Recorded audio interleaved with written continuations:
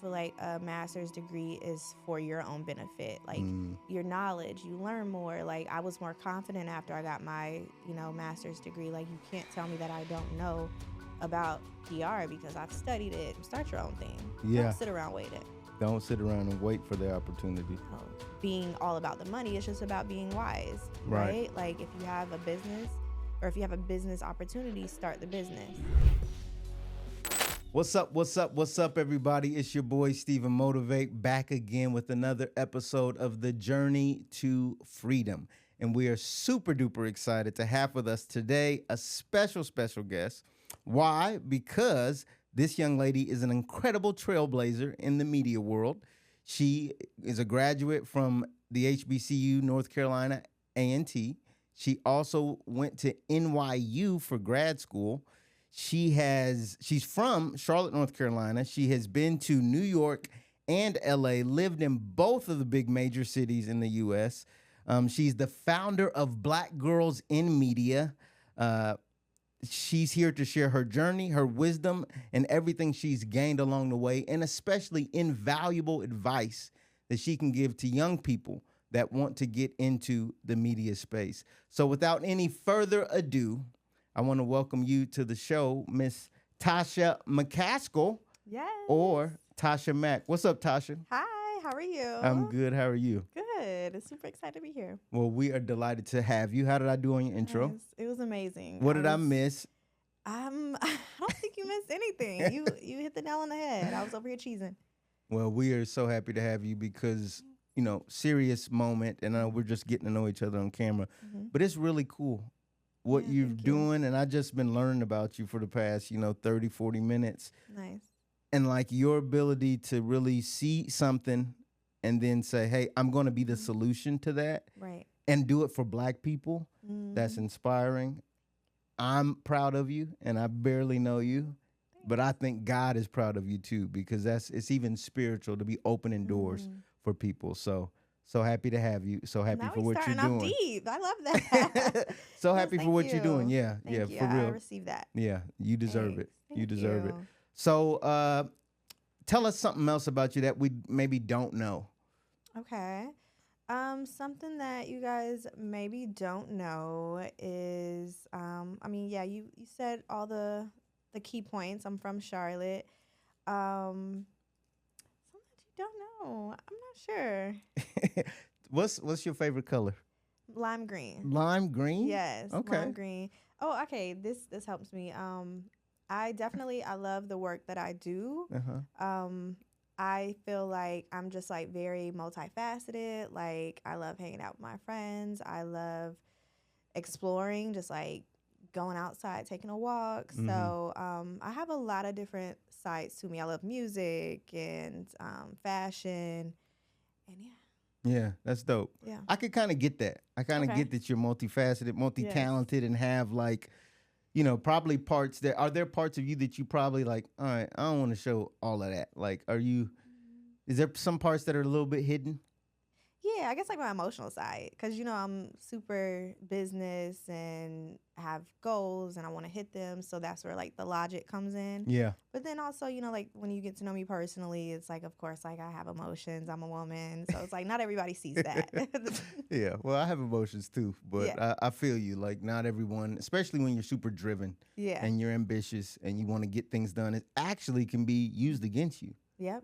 Have you ever had that where like you were getting emotional and it kind of somebody tried to use it against you and you was like, I'm not doing that no more?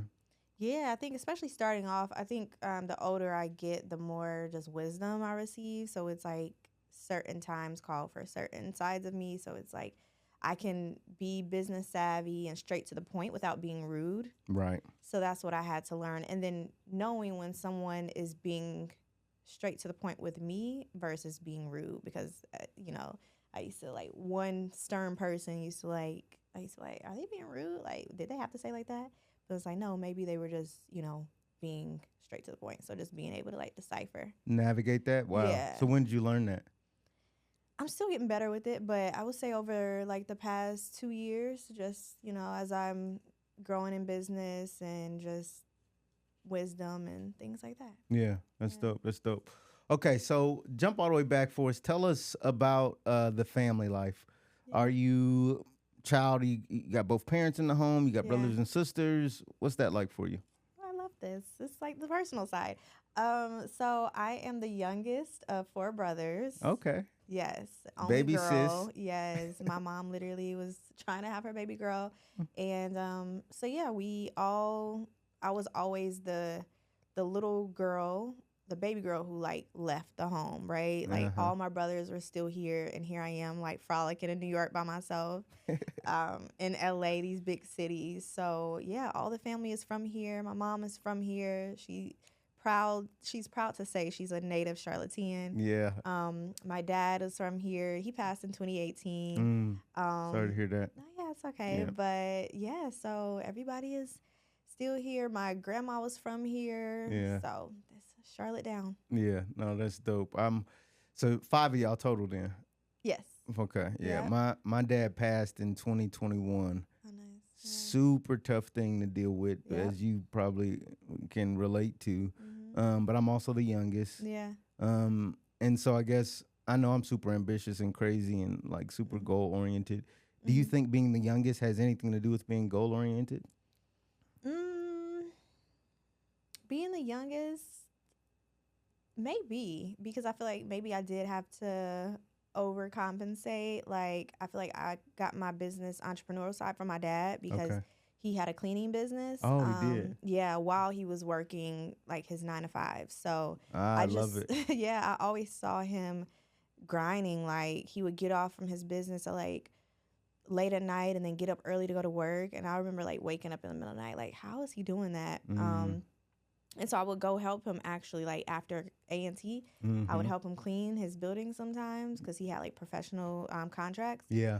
And, it was just like a special moment to help him out while I was still figuring out like my next steps. And he, just learning lessons from him. And he would always say, like, you never going to get rich working for somebody else. Mm. So yeah, just those lessons. And then, once he passed, it just kind of was like a reminder of like, okay, I'm really out here. Because I used to lean on him, like he had a money sign emoji next to his name. So it's like I used to really lean on, like I had my brothers, I had my dad. So it's like if I was ever in need, and which, it's still like that. But I think him passing made me realize like you really got to get out here and get it on your own. Nobody's coming to save you. Yeah. Yeah. So it gave me that boost. Do you feel like anyone else is like that in the family? Or are you the only one Mhm. that really got dad's side? No, all my brothers really like my brother Tristan, he is always working. Like he'll have a full time, then a part time bartending, and then like. But I see the fruits of his labor too, so it's just really nice to see him being a hard worker. Yeah. Yeah. So pretty much they're all like that. It runs in the family. That's Yeah. dope. That's dope. Mhm. So I guess I always ask everyone this that comes on the show, partly because we fully believe in having a job and a side hustle. Mhm. We fully believe in that. I still have a job, and this is Yeah. all side hustle stuff. Yeah. So we fully believe in that, and we encourage that because entrepreneurship can be difficult. It can Mhm. be very challenging, Mhm. and not sometimes the world glamorizes it, and it's hard to let people fully understand that no, it's Mhm. not always easy. So my question for you then is it nature or nurture? Do you Mhm. feel like this was, just how you were born, or do you feel like this was kind of nurtured in you to be the driven girl that started, Black Mhm. girls in media? Nature or nurture? That's a good question. I really do. I feel like it's both. Like, I do believe that, we're all born with certain gifts and purpose that is God given on this life, but then also your environment is super important. So I think that I was set up for success. Like, when I was like, 4, my mom took me to a dance recital. And like, when I came back, she said I was like dancing in the kitchen. She was like, do you want to start dancing? So I was like, yeah. So that's where like my confidence came from because, age 4 to high school, I was dancing. So Mm. I was on the, I remember like when I was 8 years old, I think was the year that I really started to shine and dance. Like I was on the stage, like everybody was talking about me. I was just making sure I was like making the best faces. Yeah. So I think she really instilled in me like staying productive, staying busy, being around the right type of friends and influences and just staying on the right track. So I definitely think that I owe a lot of who I am today to my mom, like for my upbringing. Right. And then my dad for that drive Yeah. and, just God for the vision. Yeah, Yeah. absolutely. Absolutely. Do you ever get the chance to talk to mom about it? Do y'all have those conversations? I think so. Yeah, sometimes. Yeah. Yeah. Every day to day gets in the way of like having, I think, deep conversations. Right. And maybe this is a reminder. Yeah. Yeah. No, Yeah. for sure. Okay, so let's get into it. I've been reading about you. So you started the group through a group chat, is what I heard, right? Yes. So this is while you have a job? Well, I started when I was looking for a job. Oh. Yeah. Okay. After A&T, after NYU, which one? After NYU. Okay. Yeah. So I went into A&T undecided. Mm-hmm. I didn't really know like what I wanted to do yet. What's the best HBCU, by the way? North Carolina A&T, North Carolina Agricultural Technical State University. Did you think of other places to go besides going to A&T? Yeah, actually, quiet as kept. I didn't know if I wanted to go to HBCU. Mm-hmm. I wanted to go to Redacted. But Redacted, I love it. But yeah, I didn't end up getting in actually. Really? And so, Okay. Yeah, and so my mom was like, "Let's look at some HBCUs," and I was just like, never really. I wanted to, because I feel like I always went to like versatile schools. So like high school, I had like all kind of races, and so I just was scared that HBC was going to kind of limit your options. Limit my education. I had all these preconceived notions, and then when I went on a tour, I was just like, oh, like I love this place. It was beautiful. Yeah. The people were welcoming. I got an acceptance on the spot. Like it was just like, okay, this is where I'm supposed to be. And it was just the best decision ever. And so you don't regret it at all? No. So what would you tell if you had to tell people that are on the fence about going to a HBCU before they want to get into their career? What would you tell them? Yeah, because mind you, this is the time. I feel like it's different now. Everybody wants to go to HBCU now. It's cool. Yeah. But when I graduated high school, it was still that conversation of, is the HBCU, is the education worth it? Mm-hmm. And so I feel like that swayed my opinion a lot. But now I feel like everybody has, for one, fell in love with the culture, even celebrities. So that has helped sway people's like opinions on it. Yeah. And so, yeah, definitely. But if anybody is still on the fence, yeah, HBCU, the education. I went to a PWI for grad school, NYU, and the amount of knowledge I had compared to a lot of my classmates was like, that's when I realized like A&T really prepped me and gave me the great education that I needed. Yeah. The people that you meet, most of my friends went to A&T today. I'm still connected with them. I joined all the organizations, got active and everything. So yeah, this is your sign right now. Join that HBCU. Go to that HBCU. A&T to be exact. No, that's super dope. And I think that's going to help somebody. So then you go to A&T, kill it. Go to NYU, which is a prestigious university, PWI. So you still got that experience. And then it's crickets. No offers, no opportunities. Like describe that for us. Yeah, so when I was at A&T, I had maybe like my first internship, which was with like it was called the Carolina Peacemaker. It was a local newspaper. I don't know if they're still around. And then so when I went to New York, that's where I got a lot of my experience, internships. So, and that's where I fell in love with like the entertainment industry. So when I was at NYU, I was an intern at VH1. Then I was an intern at oh really? Yeah, like press intern. Oh. And then I was an intern at Comedy Central. Really? Press intern, yeah. Dope. And then I was intern at BET. Oh, so wow. that's when I was like, oh yeah, I'm meant to be in this field. It was so exciting. But then once I graduated, I'm just like, okay, what now? Like, so I started applying to these places, the large companies, and I just wasn't getting anything. And how'd the internships go? Great? Or were they went great. Yeah, definitely. But it was just like by the time I graduated, there weren't really any opportunities available. And did you graduate during a recession? Was it other stuff No, going on? It was just a slow I time. think it was just like that hump that a lot of people experience is Mm-hmm. like, who was gonna let me get my first role? Right. That entry level, breaking through that is like always the hardest. Yeah. I'm like, who wants to take a bet? Because I feel like a lot of people were like, okay, yeah, you have these great internships, but like, you don't have any work experience. And I'm like, well, be the first. Right. How am I gonna get some if I? You know? And so, did you imagine then you were gonna be in New York after NYU? Like, cause you'd had all these Mm-hmm. cool opportunities, and you were thinking, I'm gonna be in New York. I'm gonna Mm-hmm. get something. I mean, cause those internships seem super legit to me. Yeah, I think that probably was the plan. Mm-hmm. Yeah, and then it didn't happen. And I'm just like, okay, I guess I'll go back to Charlotte Mm. and figure it out. Yeah. And so when I was back in Charlotte, that's when, I just really wasn't getting anything and I wasn't knowing my next step. So that's when I just What decided. did that feel like? This anger, this Not crying nights. anger. No, just kind of like figuring it out. Okay. Yeah, like that confusion, that uncertainty. That's Yeah. really what it was. And then I'm just like, I think I was working at an eyeglass place. No, that was before I went to NYU.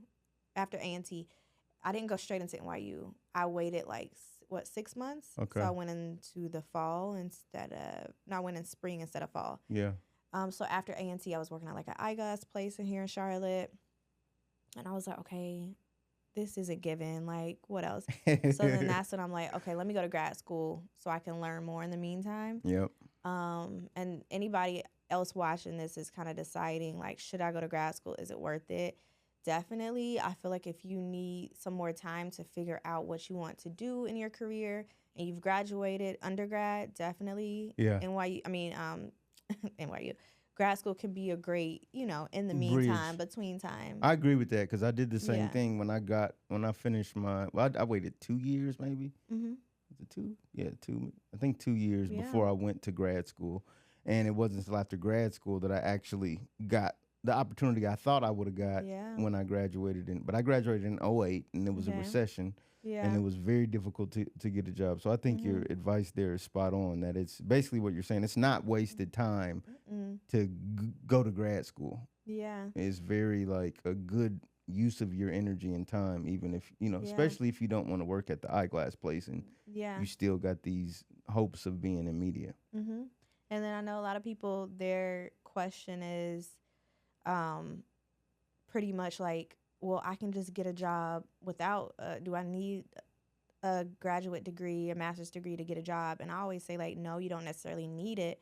But I feel like a master's degree is for your own benefit. Like, your knowledge, you learn more. Like, I was more confident after I got my, master's degree. Like, you can't tell me that I don't know about PR because I've studied it for, 6 years now. And so, yeah, and then the network, the people that you meet. Like, I had classmates that literally were from China, that came from China to NYU, and I was able to, like, explore their culture and, just, like, it's for your personal benefit, I would say. And then it's just, like, a win-win, in my opinion. No, that's great. That's great. So, yeah, grad school was a good option, but still, even with all that, yeah, the jobs don't come. No. And so you start the community. Yeah, so I started it. I went in GroupMe, and just started a group chat, and I don't know how I came up with the name, but it was like, okay, Black Girls Media. First try. Yeah, and then so I added like people that I knew from New York that like I've interned with or just knew from like social media, and everybody started adding in people, and it just grew from there. And it took a life of its own. And then also in the meantime, because I had all this PR knowledge, I started my own PR firm here in Charlotte, called Tasha McCaskiel PR, and I was doing like PR for local businesses, doing launch parties, and it was just a good time to I'm always a proponent of like, in the meantime, start your own thing. Yeah. Don't sit around waiting. Don't sit around and wait for the opportunity. No, just make get one. practice in the meantime. Yeah, yeah, that's good. So what are people talking about in Black Girl Medias? What's the first text in the GroupMe? Oh my goodness. So the first one was like, of course, like a welcome, and then it's just like, hey everyone, like somebody is like, I work for this magazine. We're looking for 3 models in New York this weekend. Who wants Really? to volunteer? Hey, I'm looking for an intern. Hey, and then these are still the conversations that we get today in our group chat. Really? Yeah. So once I started seeing these kind of conversations happening, I'm just like, oh, this is awesome. And then the next conversations were, let's meet. Who's in New York? Who's in LA? Yeah. And I'm like, ooh, like, okay. So then the first year, 2018, I started doing brunches. I did New York brunch, did Charlotte, I did LA, I did DC. Dope. So yeah, let me know if you're watching this, if y'all attended the first brunches. But it was just a good time for everybody to meet in person. Yeah. And then that's when I started the Instagram page. I saw someone had the name already, Yeah. but they never used it. And so I just, took it around with it. Yeah. So a couple things I want to ask. When you were doing the internships, how, like, did you find that, like, there was a loneliness there? Was there, like, I'm the only black girl in media? Oh, I'm the yeah. only one here? Definitely. And it's Was crazy. it really white? Was it really? It was, definitely. And hopefully it's better now. Well, it is a little better because I was just in corporate. But, and it's crazy how, like, minorities, we try to find each other, like, we're, like, any kind of minority, because I would at least, like, okay, look for the Indian girl, like, and then we click. Yeah. So it's just, like, it was always that, a room full of, just very white. Yeah. Yeah. And why do you think that was? They just had the better connection? Did you ever find out, like, okay, this person ended up getting that job I was going for, or this, is it a real relationship based thing in media? Okay. Yeah, and then it's also, like, especially then, you're in a room full of white people and you feel like, okay, I don't know, can they relate to me? Can we hold the same kind of conversations? Is that kind of like cultural barrier? Right. So that also hinders us from, let me become a mentee to this older white man, which they can do, and let me cling to this older white woman who's, like, VP of this company. Right. So it was, like, a lot of those kind of challenges. How much money can somebody make in media, a black girl in media? What kind of money can she make? What, like entry level? Yeah, entry level. Entry level. Let's start entry, then let's go mid. These days? Yeah, what's your guess? Entry level these days, I would say, like, between 60 to 75K. Okay. Yeah. Starting out. And so, but the opportunities are, what are they looking like now? Are they more available? Because right now, 2025, we're on the backdrop of diversity is craziness. Shouldn't nobody, have DEI? Let's roll back the programs. We're going to fire anything that's trying to promote affirmative action or diversity. This administration is an all-out assault against it. Yeah. Do you have a view of what the opportunities look like today for black women? Yeah, I think there still are tons of opportunities. Okay. Like, because the roles are pretty much, like, even increasing, like, with the rise of social media. So you're still gonna need your social media team. You're still gonna need, these days, like, influencer management, partnership team.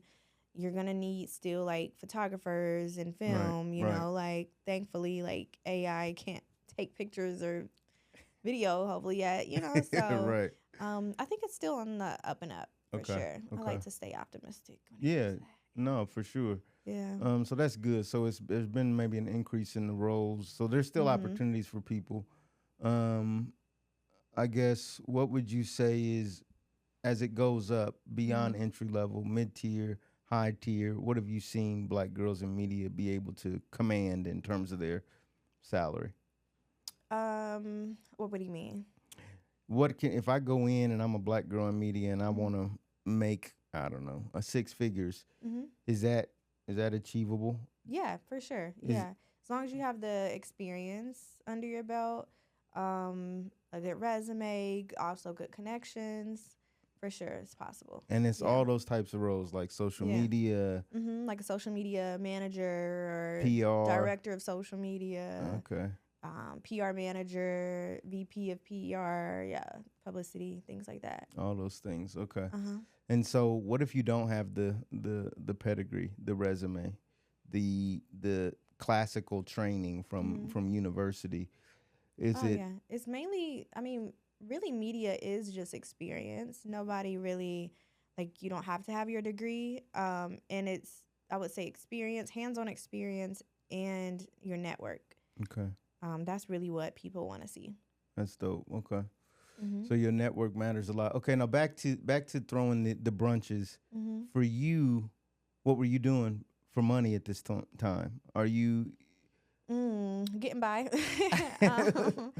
So I was doing the brunches, and of course, like I had my PR business that I was starting off. And mind you, I have no overhead, so like I'm at home. Yeah.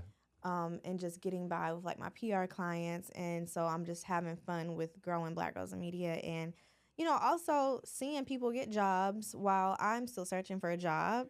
So I was In the like, group? yes, yeah, like Ooh, literally. what was that people- like? Like, ooh, I'm was- clapping, but Yeah, you know, it kind of is what made me realize like this is my purpose, because like I would get texts or screenshots of like, thank you to Black Girls Media. Thank you to Tasha for starting this. Like, if it wasn't for you, I wouldn't have had my first full time. And I'm like, lovely. Like, I'm so happy for what you. about me? So that's when I realized. But like, it was just the fact that people had put opportunities and In the they chat. happened to fit Yeah. those opportunities that in the chat that you created. yeah, either in the chat or at our events, Mm. and that still happens till this day. You know, I just did an event in BET or during BET weekend in LA, and someone came up to me. Oh, so you was just, when did it just happen this past weekend? Okay. Yeah. So you just I got did back. a brunch, yeah. Okay. And so one of my attendees were like, if it, like your event that happened like 2 years ago in LA totally changed my life. Like Wow. I met one of your speakers and she poured into me. So it's like I receive those kind of messages all the time. That's super dope. And it made me realize like this is my purpose. It's not about me. Mm. Like it is about lives that I'm changing. Mm. Yeah. More than whatever my bank account or pocketbook might be, or my job. That's really powerful. That's really interesting, because you're building this thing. It's helping people, Yeah. legitimately.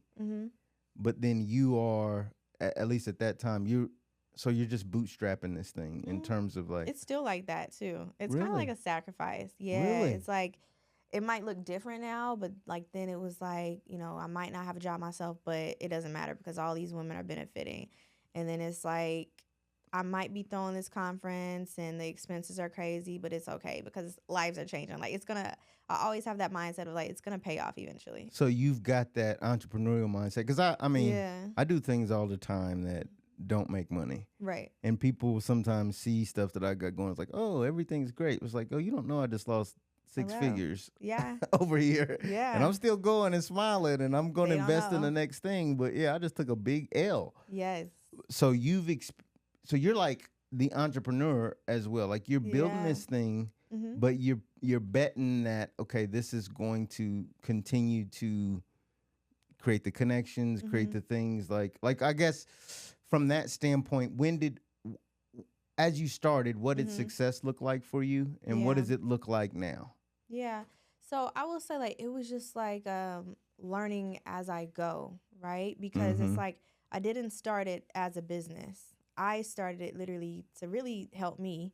And then I learned or started realizing it was helping others. Yeah. And then, okay, we get into the logical side of things, the business side of things. You have this group that's providing a lot of value. So let's see how you can turn this into a business. But that doesn't mean, you know, like being all about the money. It's just about being wise, right? Like if you have a business or if you have a business opportunity, start the business. So that's what I had to learn over the years of like, because at first I did have that guilt and I had to take a few like coaching, book a few coaching calls with business owners and get into that mindset of like, because I'll be like, you know, oh, I don't want to look greedy or I don't want to, you know, want people to think that I'm doing this for the wrong reason. Right. And it was really a mindset shift of like, no, you should be paid for, you know, the value that you're bringing. Right. So now today you don't, I mean, it was successful always in terms of you've been helping people, You've been throwing events. They've been successful. But now today it's like, okay, I'm going to do all that, but I'm also not going to just give away my time or give away my, I understand my worth as well. Because you've built something significant. Yeah. I mean, it's significant. Yeah. But does it not feel that way some days because of the ups and downs and the fact that you still have to sometimes, I got to figure this out? Yeah. But I'm sure you can test. Like, I think it's human nature to feel like you're never doing enough. You know? And like, I even had those moments this past weekend in LA where it's like, you know, I'm denied certain events and I'm just like, what's that like? Tell us, what event did they give you the kibosh on and it made you mad? Just small events where like you apply, you enter your name and, you know, you wait for RCP and then. First of all, wait. Back up. How do you even get to be doing something at BT Weekend? Like, how do you even, what button do you push? What form do you fill out? Who do you have to know to even? So they have forms. They have like, there's BT related events. Like I did a brunch that was separate from BT, but it was that weekend. Yeah. So there's a lot of events like that. Okay. But then there's also like, there's just a lot of events centered around that weekend. Because everybody's going to be in town anyway. Yeah. So, you know, there were like certain external events, like from a big company or something where like I applied to, because I'm like, oh, I'll be in town. And then like, denied, sorry, can't fit you in. And it's like, dang, I really want to be in that room. And so it makes you second guess your credibility. Yeah. Your experience. Because you're listing, hey, this is who I am. This is what I've built. This is why, essentially, you should want me in this room. Yeah. And it's like, and so you have to fight through that rejection. Yeah, even no matter like the level of career you're at. And so, you know, in my head, I'm like, I just got to work harder. Like, because not everybody knows me. And, you know, not even from a pride thing, but just like as a goal thing, like, I have to work harder. Yeah, it's just another obstacle. It's just another, what we used to say, chapter in the book.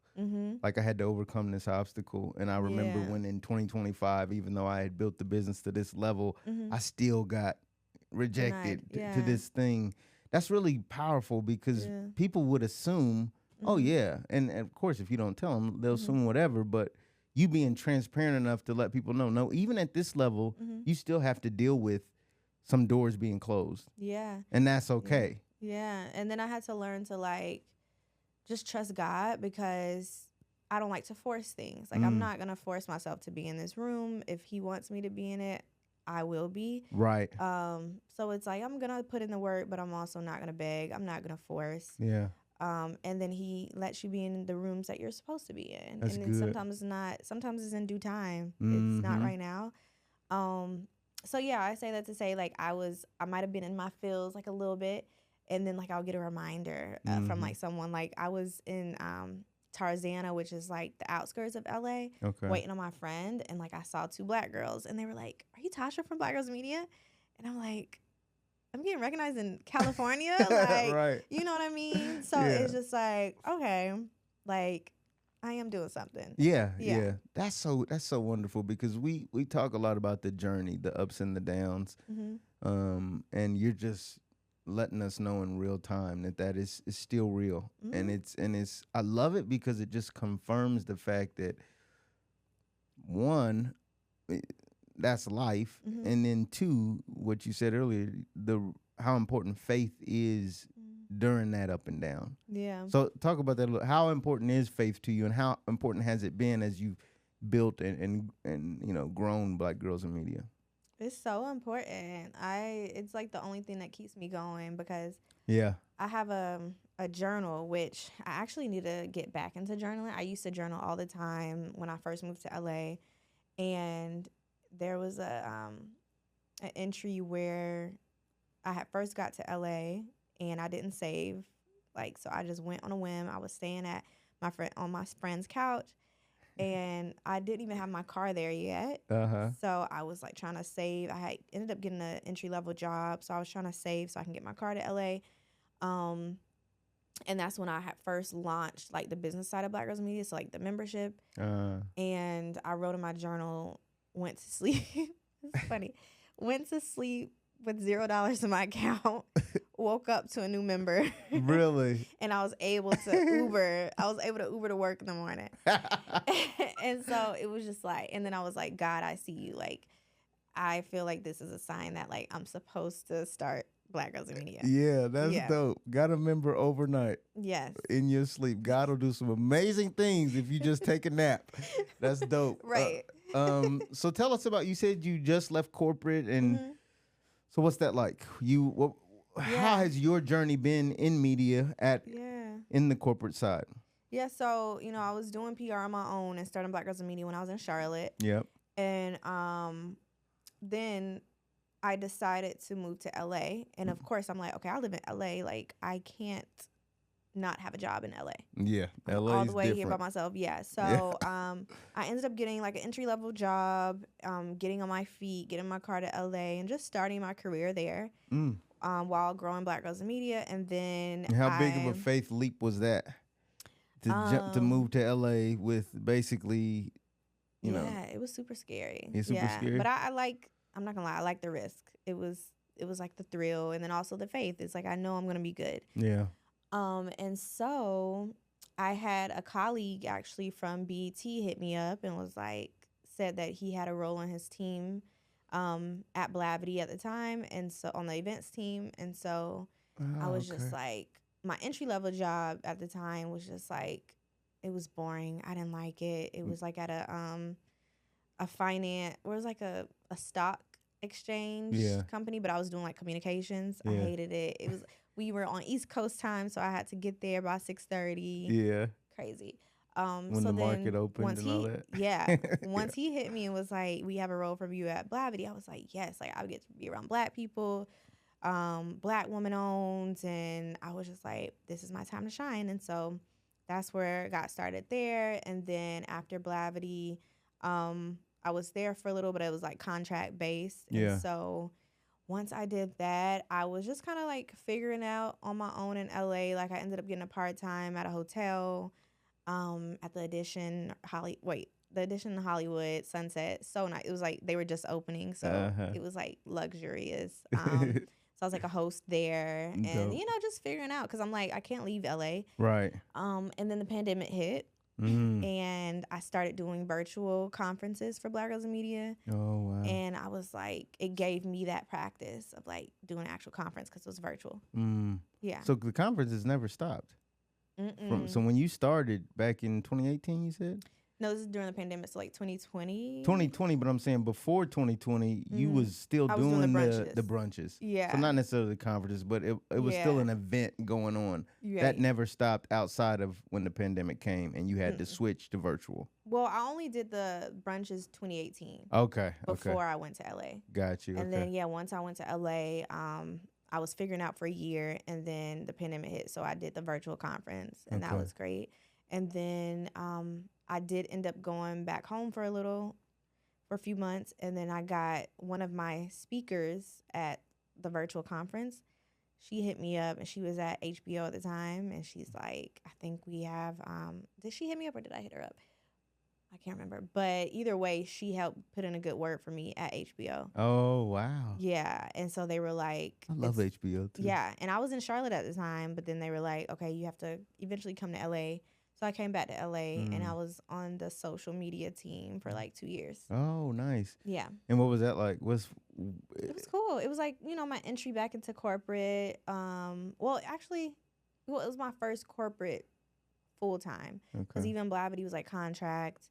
So it was my first full-time corporate role. So that was exciting. Yeah. And I had to, you know, learn a lot, release the pressure. I used to be like, I don't know if I'm a good employee. Like, I'm used to working on my own. Yeah. Right. And it was just a good learning experience. Like, I ended up being a really hard worker. Yeah. That's good.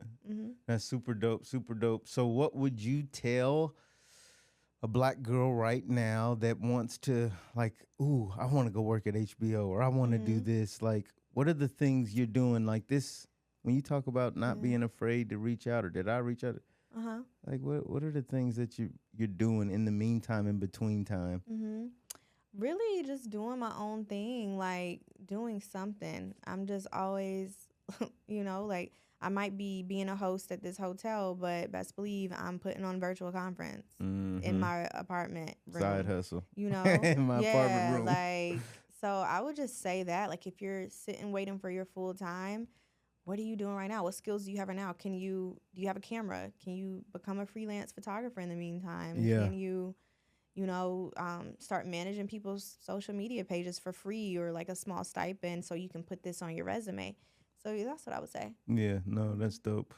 What would you say about so it looks like you just hosted Mike's Camera Action in Charlotte. What would you say, what behind the scenes moment captured the essence of why community matters so much? Wow, that's a good question because I feel like, so that was my first in-person like panel event in Charlotte. I called it a summit because it was like 150 people, as opposed to like conferences usually like almost 400, 500. So I called it a summit. And so it just, the way that Charlotte showed up, the way like vendors came on as like partners, the way like, my hometown friends came to support, bought a ticket to be there front row. The way I was able to like tap in local DJs that I've known for years and always wanted to work with. Like, it was just literally like a community group project, and it ended up being such a success. Yeah. No, that's super dope. That's fire.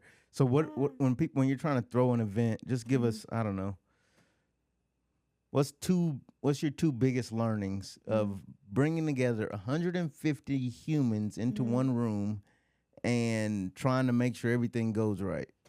One, set a budget. Set an event budget. I cannot stress enough because, my virtual conference, there wasn't any overhead. Yeah. My first in-person conference was in Atlanta, and I was just so excited to do one, and I didn't focus on budget. So you had a budget, just wasn't focused on it. I was naive to the fact that like I need to set one.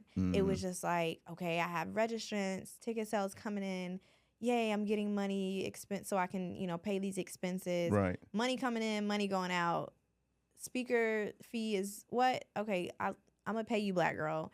Here. Like it wasn't like, negotiation and all these things like, okay, we have a speaker budget of XYZ. This is what we can offer you. I didn't do none of that. It was just all over the place. And, over time, even the second one, it's just like you get better as you go along. So learning lessons, you can't beat yourself up like if you didn't know better. Right. Yeah. Because I always say this, you can't improve what you haven't started. So if you don't ever do an event, you can't make an event that's better. Right. And I feel like people like us that are go-getters gonna do something. You ain't gonna just catch us in the corner twiddling our thumbs. Like sometimes you have to learn through doing. Right. Instead of like, you can't just teach me everything in the classroom. I got to get out here and get my hands on some stuff. Yeah, I got to fall. I got to get up. Yeah. Yeah. In order for me to get all of my learnings out. Yeah. No, I think that's good. So let me ask you this. What's the kindest thing someone's ever done for you in your career? I feel like people do kind stuff all the time. Like even starting off, a black woman who I messaged on LinkedIn, who was like the manager of communications at VH1. She didn't even know me, and she put in a good word for me to get my first ever internship in New York. Okay, so stop. Yeah. Tell us how to message somebody you don't even know. How do you even do that? I know. Just take a leap of faith. Like how? I introduce myself. Okay. And I give her flowers. So you always want to intro. You always want to give the person their flowers. Okay. You want to let them know that you know what they do, who they are. And then I just told her about me and where I am in my career and how I'm a student at NYU and I would love to get my first opportunity. And if she knows anything, can she let me know? And so it just went from there. That's wonderful advice. Yeah. That's wonderful advice. So first thing, you introduce yourself. Second, give flowers. Yes. And then 3, you can come with your request at that point. Yeah. Kind of tell them where you are and say, hey, and not even, it sounds like your request wasn't even like, give me this. It's more so like, hey, if you can help me in any way. Yeah. So you kind of open it up to them. Yeah. It's a little bit about me, but if if you can do anything, if you have any contacts, anyone you know, I would love to hear from you. Yeah. And the Sort of key like that. is to let them know a little bit about you too. Yeah. So, greeting, give them their flowers, tell them a little bit about you, and then the ask and request. And then also, end it with thanking them, because if you're just like, hey, you're doing great things, I want an internship, they're like, I don't know you from a can of paint. Right. Like, so definitely keep it warm, descriptive, not too long, but definitely want to come across as like genuine and not just like, I'm a stranger and I need this from you. Right. Yeah. What does your community what do they give you that makes you want to keep going? What do they give me?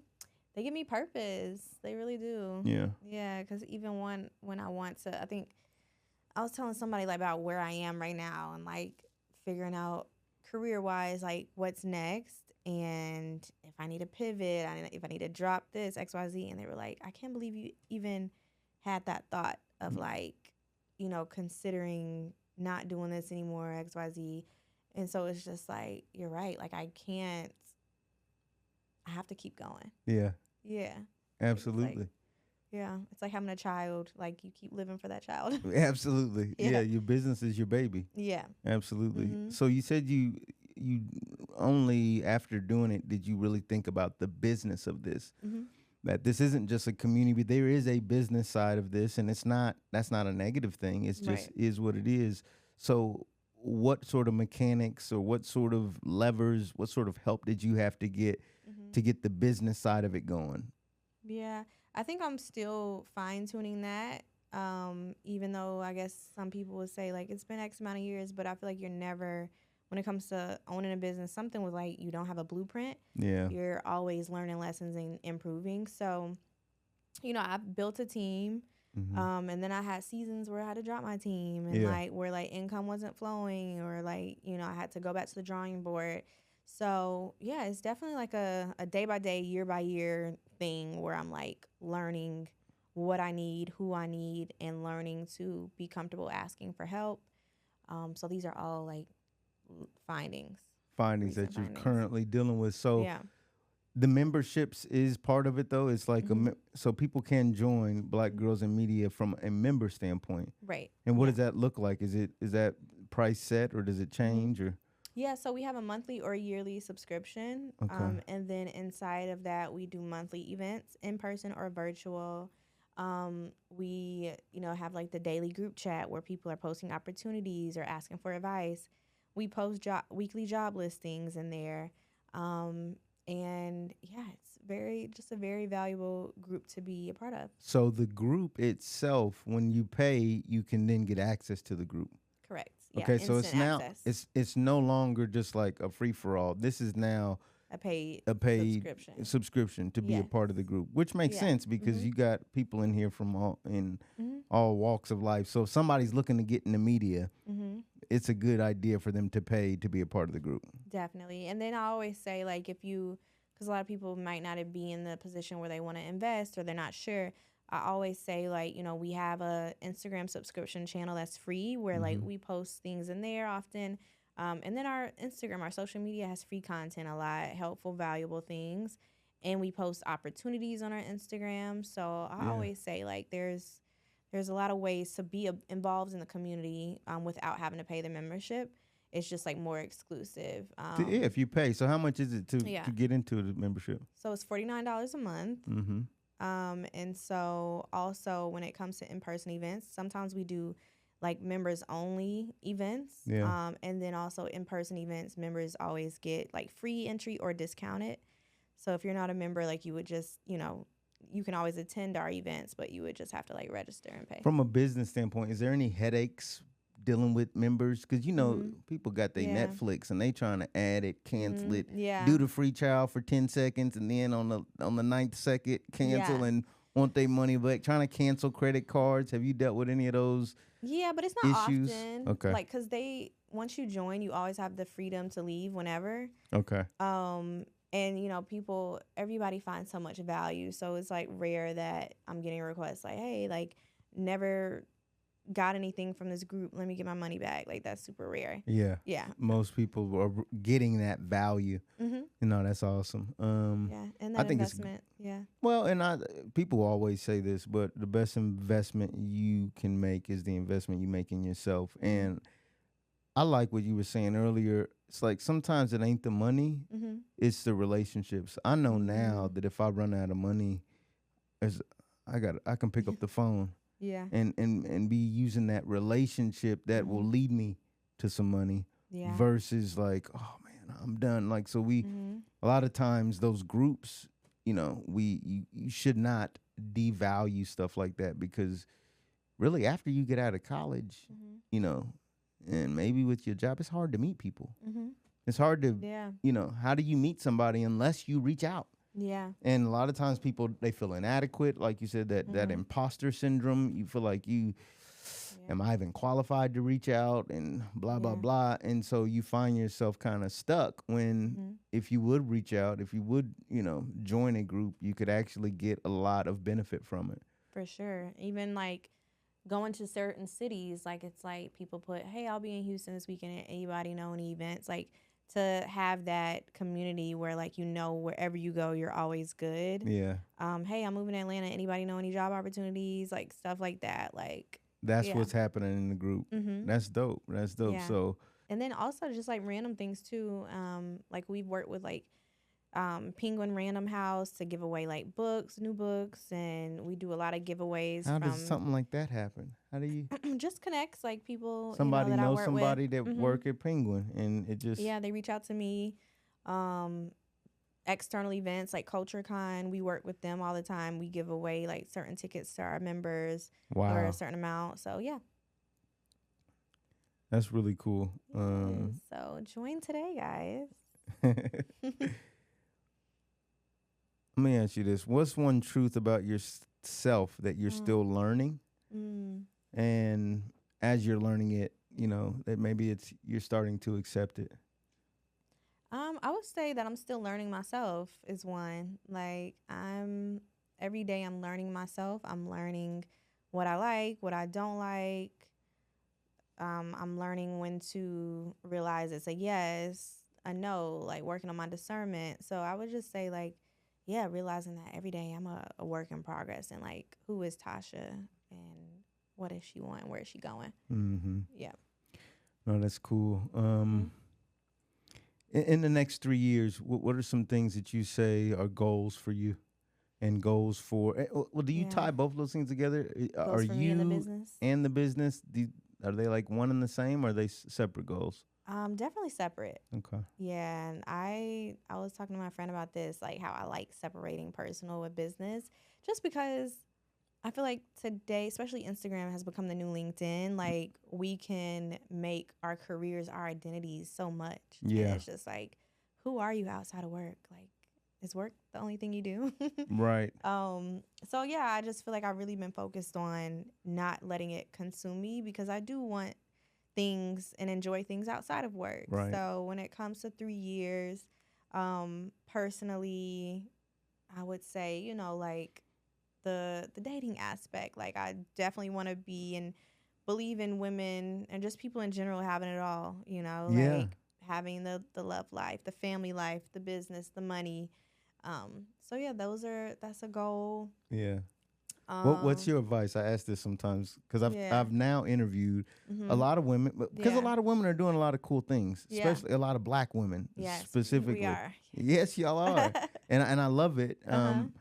And so in terms of dating, somebody that's doing as much as you're doing, as you know, as well known as you are, 100,000 members on socials, how would you expect someone to approach you in the right way? Definitely, I'm an in-person girl. I don't really like meeting guys online. Yeah. And just, you know, be so don't yourself. slide into the DMs. I mean, not really. Not really. That's such a thing. Some people don't like. My brother hates it. Yeah. Like, he hates like, it. I don't know who you are. So definitely in person. And I believe in adding value, like, especially if you come into a woman's life, like, and not, I feel like everybody like runs to like money, but no, value of like, how can you make this person's life easier? How can y'all make each other's life easier? Like, how can you just, every time I hear like people that are married and stuff, it's like, she came into my life and just changed me, or like he came into my life and changed me. So I think, yeah, approaching a woman like that of like, I'm not here to take away, I'm here to add. Yeah. I think that's the best approach. Where would you expect, or where would be ideal for a man to approach you at? Really anywhere. Anywhere except the DMs. Anywhere, yeah. The grocery store. The grocery store is cool. The gym. Because you wonder, like, I don't know if I would guess guys wonder this. I'm not in the dating world anymore, so I don't know. But I think if I can think back, it's like, the grocery store appropriate? Yeah. Somebody trying to get their groceries, but no, it's appropriate. I think so. I think anywhere really. Where else? The park, the church.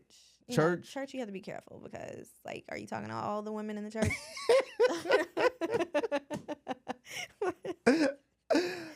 But we're in at church, because at church you like, it depends on what church you go to, but sometimes it's like, okay, you can't be hollering at the girl or maybe you can. Yeah. I think you can meet during the worship service, like, hey. No. After. I feel like the afties, the let out at church. Let out. Like, you like, can hey, definitely, girl. Yeah, like, but make it hey, sister. friendly. Yeah. But then also, once you get to another person, make it intentional. And even like at networking events, but that is the same as church. Like, I feel like, be friendly and approach women, but once you start, texting them before the first date or even on the first date, make it known what your intentions are. Like, because if we met at a conference, if you're here to talk business, make that clear. Mm-hmm. If you're here to date me, make that clear. Because don't say you're trying to date me and then on the first date you're asking me how I started Black Girls Media. Like, right. Because now, or like asking me, what are some tips to grow my social media? You should have just. Yeah, which one is this? A call. We could have booked a consulting call for this. Yeah, don't say you want to date me. That's what I said. I like to keep it separate. Yeah, so it's clear, and so that's good. Man, I thought of something to ask you when you said that. This is what I thought of. And this is an honest question. I should probably ask my wife this too. But when is the appropriate time after you get a girl's information to reach out via text or via Instagram? Once you get her information? Mm-hmm. ASAP. How long? ASAP. Yeah. So I got your information. I can text you right then. Yeah, because don't wait too long and then forget about you. Not 2 days later. No. Yeah, do it ASAP. Like, even if it's like a nice to meet you, I'd love to take you out sometime, and then like follow through from there. All right, guys, there it is. Yeah. ASAP. You get the number. Don't hesitate. He who hesitates is forgotten. Yes, definitely. How'd you and your wife meet? Do you ever talk about this? I do. I have talked about it at A&T. Shut up. We didn't go there at all. Oh, wow. See? This is your sign. Go to A&T. Go to A&T. Jiho is where it's at. So that's a longer story. But we met on the last day of Jiho. We ended up getting brunch together. And what was that? How many years later? Yeah. And then one last question. Later. How did you know she was the one? Did you know on the first date? Or like, how does that work? Because I feel like, I don't know if it's business side of things, but like, I like to analyze every single thing about a guy. And I'm just like, I don't know. How do I know if he's the one? How I knew my wife was the one was, there's a specific question. And if you watch our video online of our marriage, you'll see this. Okay, go watch. So go watch. But beyond just that, it was like when I stopped trying to like really even ask that question, if that makes sense. So it's like, are you the one? Are you the one? When I really just started being like, okay, I have fun with you. I enjoy your time. You're like my best friend. At some point, you got to stop evaluating and just start realizing what he is. Wow. Versus like, what isn't. Right. I love that. Versus kind of like, because you can, what do they say? Analysis paralysis. Yeah. You know, and you can kind of talk yourself out of a good thing because it didn't look like what you thought it would look like.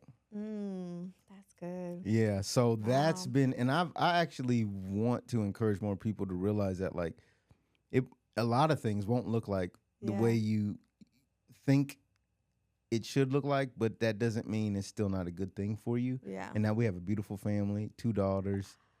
Like life is wonderful from that Yeah. aspect, and it's still ups and downs. I mean, we get Yeah. on each other's nerves too. I mean, it's not all roses, but that's, Yeah. you start to realize that that's life. You're not Yeah. going, the person you fall in love with, even the person that says they have the perfect marriage or they look perfect on social media, I guarantee you it's not. Yeah.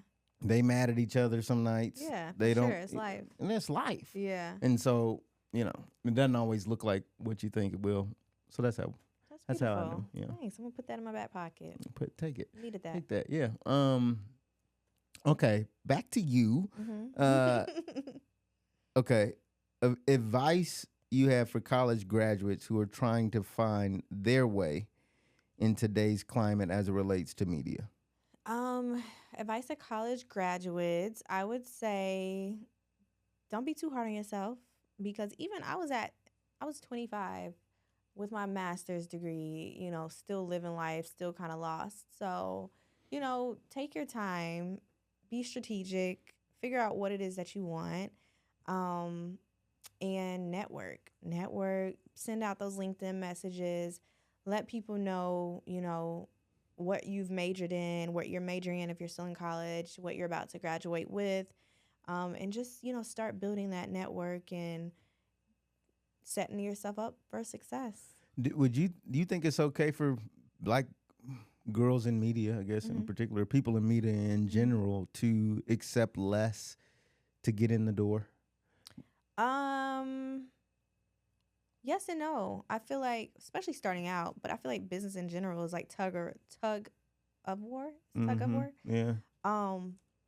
Sometimes you have to give, sometimes you have to take. And I would say like just being able to discern if it's a good opportunity, because there were a lot of internships or a lot of projects I worked on that was free, but it was a great opportunity. Yeah. And so, I know a lot of people these days, they might be like, oh, I'm not getting paid for that, I'm not doing it. And it's just like, well, you don't know who you're going to meet at that event, or you don't know how that might lead into a full time. So use your discernment, still put in that work. And then also, once you have some reps, under your experience, then you will realize like, okay, I have too much experience to accept X, Y, Z. And then, so don't forget your value, but never be too good to like put in real work. Right. Yeah.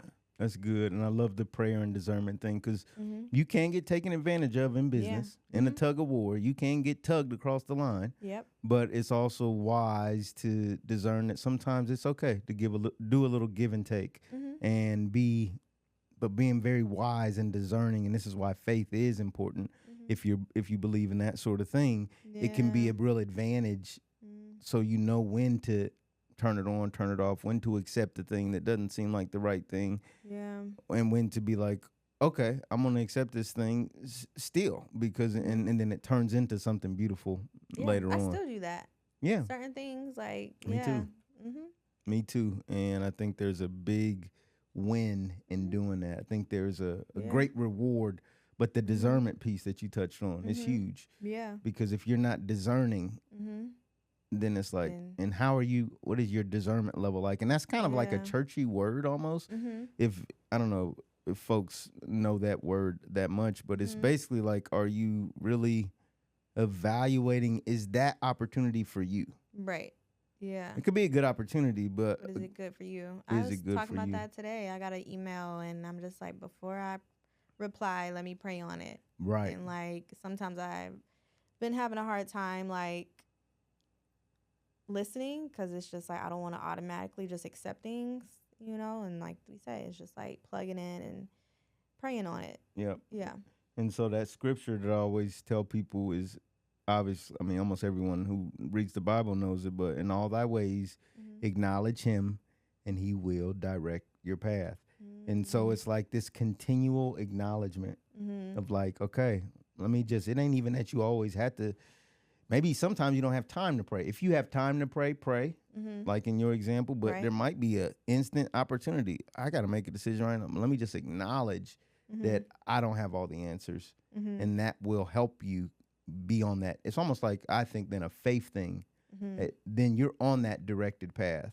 You're being led at that point if you acknowledge God. So I like that, because he'll correct you if you are, because at least you brought him into the situation. You brought him into it, right? Yeah. And that's the promise that we're holding on to, right? So even and even some, and we act like, now we're getting real preachy, but we act like that God won't lead us into bad places. I mean, when you think about the Bible, and I'm picking up that you a Bible person too, Psalm 23, it's like, I walk through the valley of the shadow of death. Like, that don't sound like a cool place to be at. But when David writes that in the Bible, it's like, but thou art with me. So it's like God is still with you, even in that dark valley, sad, this sucks place. Yeah. But acknowledging that, it's like, okay, I'm still being directed, even though stuff looks really bleak right now. Yeah. And how did that end? He saved him, right? Or how did Well, yeah, that the whole thing with that is the whole verse is at the end of that, or at the end of that chapter. It's and I will basically dwell in the house of the Lord forever. Goodness and mercy will always follow me, and I'll dwell in the house of the Lord forever. So it's like this whole story there of David, and I've been reading David a lot recently, but this whole story is about basically you sticking with God regardless. Yeah. Even when you the king of the world and you done beat Goliath, and even when you on the run in the wilderness. And like a lot of times as entrepreneurs, we dealing with, sometimes we on top of the world, we the most powerful, we the coolest, we got the accolades, people is liking, commenting, subscribing. Getting very loud. Yeah. That's great. But then when the crickets are out and you can't hear any support, like God is with you through that too. So love that. Yeah, I think that's super important. Okay, a couple more things. This is kind of fast, rapid fire. So one book every Black woman in media should read. Ooh, one book every Black woman in media should read. Boundaries is a book. The author, I think she used to work at Google, I believe. So just Google the book Boundaries. It's like a red cover. It's just really good, and like, because the author is Christian too, so she just kind of teaches like how to have boundaries in this world with still being Christian-like, but that doesn't mean you have to like say yes to everything. And then also Pivot by Jenny Blake. She actually I wrote her before, and she sent me a book. I love her. Oh, wow. But it's called Pivot. So anytime on this journey where like you're like, I want to do something else, or like I might go into, I know a lot of women reach out to me. They're like, I'm in finance, but I'm looking to get into media. Is it too late? So like I always recommend that book because it just teaches you how to pivot and knowing when to pivot. So yeah. No, that's wonderful. Good. I need to read those myself. Yes. Biggest myth about networking. Biggest myth about networking. It's the quote, it's who you know, because I think, who you know is important, but it's also what you know is more important. So you can know a lot of people, but it's just like, what are you known for? You know, if you're talking to me and networking with me, then how can we give each other value? Because I know what I can give you. So what's the exchange? Right. Yeah. Not just knowing them, but bring something to the table. Right. Yeah, that's good. What was your favorite failure? My favorite failure, I love my failures, honestly. I mean, even like at A&T, I was on the dance team too. Like, 3 years? Great experience. Every group, was on Golden to Light. I was a AKA, I am an AKA. I pledged at A&T, so it's just like I did all the things. So I was on the dance team, and I was chosen to be captain my junior year. And honestly, I was so grateful for the opportunity because obviously, like, she saw something in me, but I don't think I was ready to see it in myself, like, to be a leader. Yeah. And just like I didn't feel like I had the wisdom, and like I pretty much, I say I failed because like I had the position kind of like taken away from me. Yeah. And just in hindsight, it was like that just made me realize like sometimes it really just isn't your season, and you can't just walk into things and have the title. You Yeah. can't just wear the title. You have to really be it. Wow. Yeah. That's good. Mm-hmm. If you could whisper one truth into the ear of every black girl, what would it be? Oh, that's so good. Whisper one truth. Really that like you are worthy and valuable. Like, and you are worthy to have really anything you want as long as it's in God's will for your life. Because I'm just super grateful that I feel like I've always been certain. Like when it comes to my career, like after A&T, I knew I wanted to go to New York. And so literally the only grad school I applied to was NYU. Yeah. Like I didn't do other ones. Just that was the only school, and I got in. Then it was just like, okay, when you're in New York, where do you want to work? I want to work at these big companies, VH1, BET, and then I did it. And then it's just like, okay, what full time do you want? HBO, you know? Yeah. So I feel like everybody, I just don't want any black woman to second guess herself and just feel like she isn't worthy of being in certain rooms or having a certain life. Yeah. Yeah. That's good. That's good. You are worthy. What would you say? You manage a community of a lot of people. Mm-hmm. How would you say black people, black women in particular, are doing as it relates to their finances, making good financial decisions in that area? I would say we're doing the best we can with the late start we got, especially when it comes to media. Like we talked about, a lot of sometimes internships you're not going to get paid. Sometimes you might have to do this gig for free, and you know that can come with a con, because I feel like we have just accepted things just to get our foot in the door.